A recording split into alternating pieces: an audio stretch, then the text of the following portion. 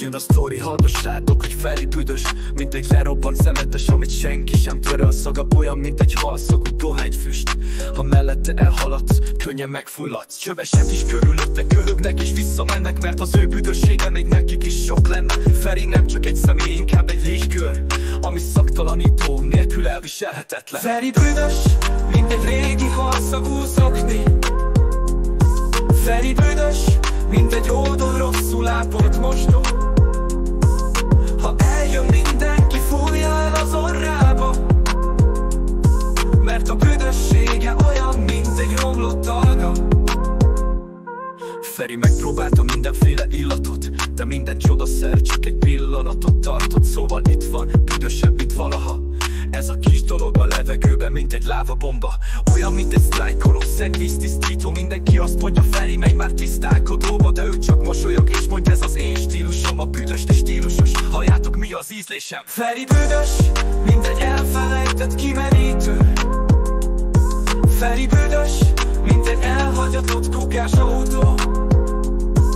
Ha közeledik jobb, ha elkerülöd az utat, mert Feri büdössége olyan, mint egy utcai vadászat.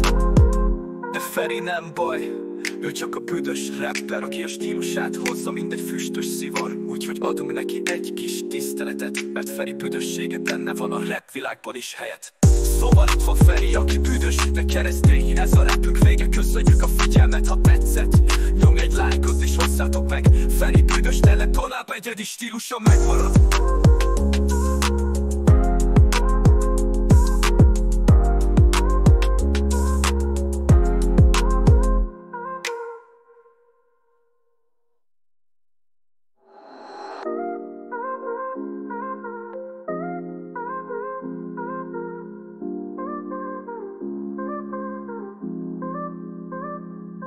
Feri megpróbálta mindenféle illatot, de minden csodaszer csak egy pillanatot tartott. Szóval itt van, büdösebb, mint valaha.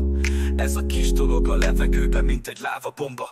Olyan, mint egy sztrájkoló szennyvíztisztító. Mindenki azt mondja, Feri megy már tisztálkodóba, de ő csak mosolyog és mondja, ez az én stílusom. A büdös, de stílusos, halljátok, mi az ízlésem. Feri büdös, mint egy elfelejtett kimerítő.